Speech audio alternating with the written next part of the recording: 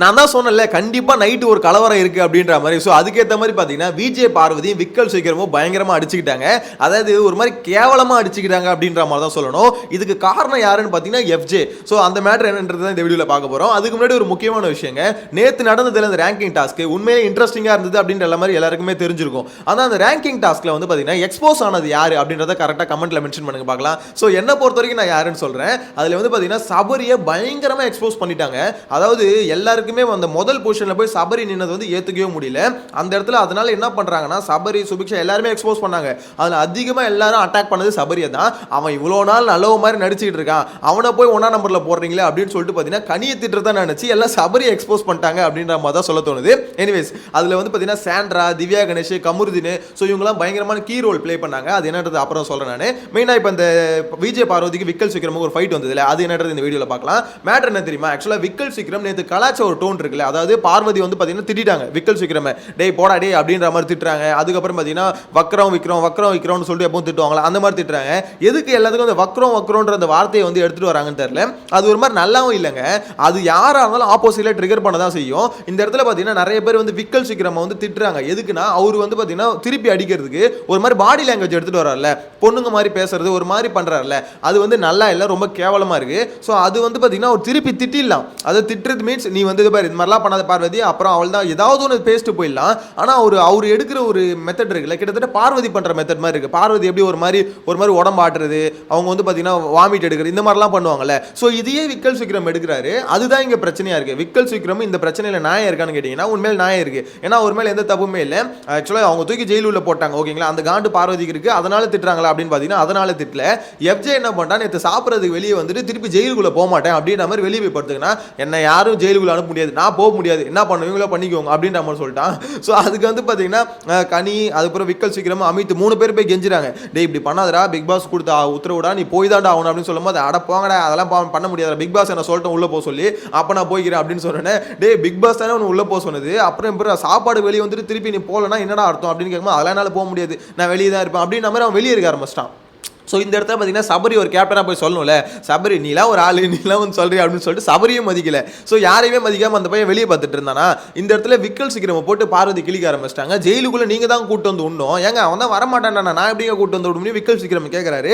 ஏங்க நீங்கள் தானே உள்ள தள்ளினீங்க, அப்போ நீங்கள் தான் உள்ள தள்ளணும், இதுவே அந்த இடத்துல நான் இருந்து தான் என்னென்ன பேச்சு பேசியிருப்பீங்க விக்ரம் அப்படின்ற மாதிரி கேட்குறாங்க. அதுவும் கொஞ்சம் யோசிக்க வேண்டிய விஷயம் தான். இன்கேஸ் அந்த எஃப்ஜே இடத்துல பார்த்தீங்கன்னா பார்வதி இருந்தால் விக்கல் சீக்கிரம் ஒரு ஆட்டம் ஆடி இருப்பாரு. எனிவேஸ் அந்த கேள்வி கேட்குறாங்களா, அது நியாயமான கேள்வியா. ஸோ இங்கே தான் உங்கள் வக்ர புத்தி தேர்து அப்படின்ற மாதிரி திருப்பி வக்ரம்ன்ற அந்த வார்த்தையை வந்து எடுத்துட்டு வராங்க.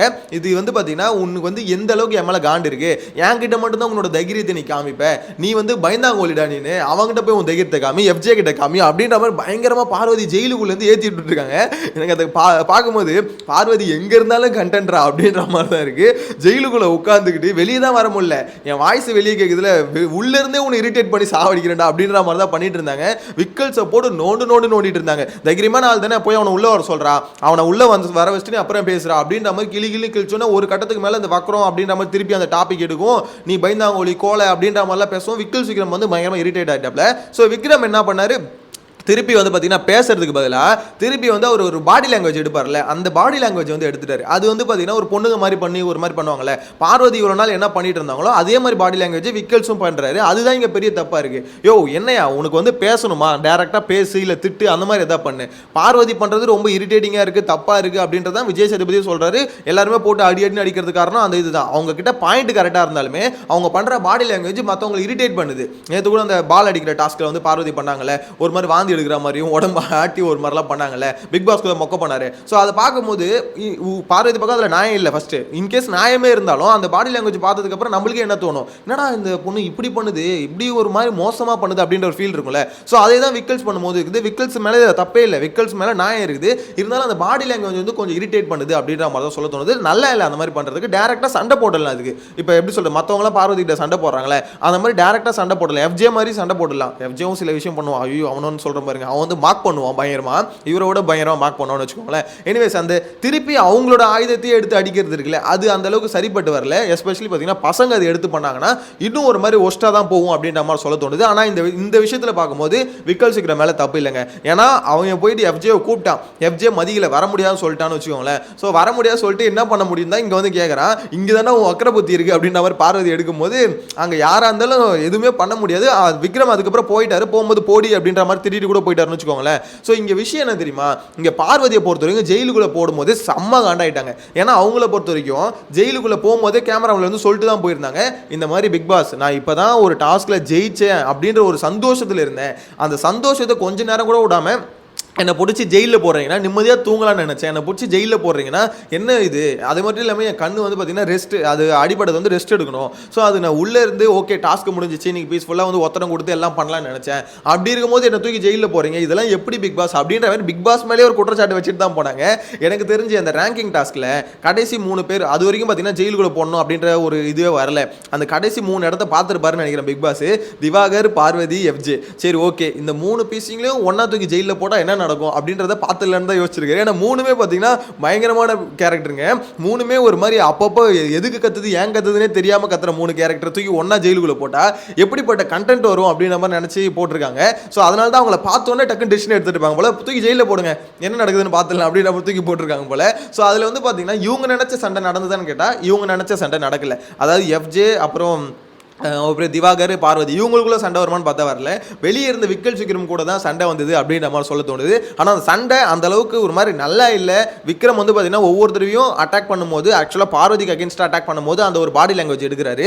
அதை மட்டும் எடுக்காமல் பாயிண்டாக பேசிட்டு போயிடலாம். வீக்கெண்ட் ஆனால் வச்சுக்கோங்களேன், விக்ரம் நீங்கள் என்ன பண்ணீங்க, பார்வதி அதை பேசினாங்க சரி, நீங்கள் என்ன விக்ரம் அதுக்கு பண்ணுறீங்க, அது நல்லா இருக்கு அப்படின்ற ஒரு கேள்வி வரும். ஆல்ரெடி ஒரு சில விஷயத்தில் பண்ணும்போதே ரொம்ப மோசமாக இருந்தது, அதுக்கே நம்ம போட்டு அடின்னு அடித்தோம். ஏன்னா அந்த இடத்துல பார்த்தீங்கன்னா எப்படி சொல்கிறது, அந்த இடத்துல பார்வதி மேலே நியாயம் இருந்தது. இருந்தாலும் விக்ரம் வந்து அப்போ பண்ணது வந்து ரொம்ப மோசமாக இருந்தது. இப்போ விக்ரம் மேலே நியாயம் இருக்குது, விக்ரம் மேலே பெருசாக எந்த தப்பும் இல்லை. இருந்தாலும் இந்த பாடி லாங்குவேஜ் பார்க்கும்போது இரிட்டேட்டிங்காக தானே இருக்குது. ஸோ அது எதுக்கு பார்வதி பண்ணுற தப்புனா திருப்பி அதே தப்பு தானே நீயும் பண்ணுற அப்படின்ற மாதிரி தான் என்ன பொறுத்தவரைக்கும் சொல்ல தோணுது. விக்கல் விக்ரம் வந்து பார்த்தீங்கன்னா நான் வந்து பயங்கரமான ஆள், அதாவது நான் வந்து அவ்வளோதாண்டா இவ்வளோ நாள் வந்து ரொம்ப சாஃப்டாக இருந்துட்டேன், செயின்ட் சபரி மாதிரி இருந்துட்டேன், இதுக்கப்புறம் அப்படி இருக்க மாட்டேன், இதுக்கப்புறம் விக்ரம் வந்து பீஸ்ட் மோட்ரா ஃபயர் மோட்ரா அப்படின்னு நினச்சிக்கிட்டு திருப்பி பார்த்தீங்கன்னா ஒரு மாதிரி எப்படி சொல்லுவது, ஒரு மாதிரி க்ளவுன் மோடு தான் எடுக்கிற மாதிரி இருக்குது. இதுதான் பார்த்தீங்கன்னா இதுதான் விக்ரமா, அப்போ இவ்வளோ நாள் வந்து நடிச்சுக்கிட்டு இருந்தியா அப்படின்ற ஒரு கேள்வி சுற்றி வருதுன்னு வச்சுக்கோங்களேன். ஆனால் ஓப்பனாக சொல்லலாம் இந்த பிரச்சனையில் விக்ரம் மேலே தப்பு இல்லை, இது விக்ரம் மேலே நியாயம் தான் இருக்குது. ஏன்னா பார்வதி வந்து அவங்க வந்து கேள்வி கேட்க வேண்டியது எஃப்ஜேவை கேட்கணும், இல்லைனா கேள்வி கேட்க மூடிட்டு தான் இருக்கணும். ஏன்னா அவங்க கொடுத்த டாஸ்க் அவங்க பண்ணிட்டாங்க, அது வந்து அன்ஃபேராக பண்ணிட்டாங்க, எல்லாம் ஓகே. இதில் வந்து பார்த்தீங்கன்னா திருப்பி அந்த வக்ரோன்ற வார்த்தை எடுத்துகிட்டு வர்றது எனக்குமே சரியாக பண்ணல. விஜய் சேதுபதி அக்செப்ட் பண்ண வரான்னு தெரியல. அது எப்படிங்க திருப்பி அந்த வார்த்தை பிடிக்கலன்ற மாதிரி சொல்கிறாங்க, அதை எப்படி நீங்கள் கொண்டு வருவீங்க? இப்போ எப்படி சொல்கிறது, அந்த இதில் டாஸ்கில் 3 பேர் இருக்காங்க, அமித் இருக்காங்க, கனி இருக்காங்க. ஆனால் விக்ரம் எதுக்கு திருப்பி நோண்டுறீங்க அப்படின்னு ஒரு கேள்வி வரும்ல. எப்படி விக்ரமுக்கு வந்து பார்வதியை பார்த்தாலே பிடிக்கலையோ அது மாதிரி பார்வதிக்கு விக்ரமை பார்த்தாலே பிடிக்கல. ஸோ எல்லாமே பார்த்தீங்கன்னா இங்கே வன்ம மோட்டில் தான் போயிட்டு இருக்காங்கன்னு வச்சுக்கோங்களேன். இதுக்கப்புறம் இந்த சாண்ட்ரா, அதுக்கப்புறம் திவ்யா, அதுக்கடுத்து கமருதீன், இவங்க 3 பேரும் பார்த்தீங்கன்னா இந்த ரேங்கிங் டாஸ்கில் அதாவது அவங்களோட பாயிண்ட் எடுத்து வைக்கிறேன்னு சொல்லிட்டு சபரியை பயங்கரமாக எக்ஸ்போஸ் பண்ணிட்டாங்க. அவன் நல்லவனா, அவன் வந்து என்ன பண்ணிட்டு இருக்கான்னு தெரியுமா, அவன் வந்து பார்த்தீங்கன்னா நடிச்சுக்கிட்டு இருக்கான் ஃபுல்லாகவே இந்த வீட்டுக்குள்ளே. கமருதீன் அது மட்டும் இல்லாமல் நீ அந்த இதில் பார்த்தீங்கன்னா பார்வதியை டேரெக்டாக தான் அடிச்ச, நீ வார்னிங் கொடுத்துட்டு போயிட்ட, கொஞ்சம் கேர்ஃபுல்லாக அடிக்கலாம் அப்படின்ற மாதிரிலாம் சொல்லிட்டு போகிறேன்னா என்ன அர்த்தம்? ஸோ அது வந்து நீ வார்னிங் கொடுக்குறேன், நான் வந்தா அடி பண்ற மாதிரி வார்னிங் கொடுத்துட்டு அதே மாதிரி அவங்க வந்தாங்க நீ அடிச்சிட்ட, ஸோ இது வாண்டடா தான் பண்ண அப்படின்ற மாதிரி பார்த்தீங்கன்னா போட்டு அடின்னு சபரி அடிச்சாங்க. அதுக்கப்புறம் சபரி போயிட்டு ஃபீல் பண்ற மாதிரி ஒரு விஷயம் போட்ட ஒரு பண்ணார்ல, அதை பார்க்கும்போது எனக்கு என்ன தோணுச்சுன்னா, சபரி தயவு செஞ்சு இதுக்கப்புறமாவது அதை நிப்பாட்டிக்கோங்க. ஏன்னா உங்களை அடிக்கிறாங்க, எதனால் அடிக்கிறாங்க, நீங்கள் பண்ண விஷயத்தை திருப்பி சொல்கிறாங்க. அது வந்து என்னை பொறுத்த வரைக்கும் சபரி ஃபீல் பண்ணல, ஒரு மாதிரி கில்ட்டில் இருக்காரு. அதாவது எப்படின்னா, என்னடா இது நம்ம இந்த மாதிரி ஒரு பொண்ணுக்கு பண்ணிட்டுமே அப்படின்ற ஒரு கில்ட்டு. இன்னொன்று எல்லாமே இப்படி நம்மளை எக்ஸ்போஸ் பண்ணுறாங்களே, 1ஆம் நம்பர் நம்ம கேட்கவே இல்லையா, 1ஆம் நம்பர் குத்துட்டு நம்மளை இப்படி சாவடிக்கிறானுங்களே அப்படின்ற ஒரு விஷயமும் இருக்கலாம். எனவே உங்களோட கருத்தை மறக்காமல் கமெண்ட்டில் மென்ஷன் பண்ணுங்கள். பார்வதிக்கும் விக்ரமுக்கும் இருக்க அந்த சண்டை இருக்குல்ல, அது நாளுக்கு நாள் இன்க்ரீஸ் ஆகிட்டே போயிட்டு இருக்கு அப்படின்னு நம்ம சொல்ல தோணுது. எனவே நெக்ஸ்ட் வீடியோவில் மீட் பண்ணலாம். Bye by.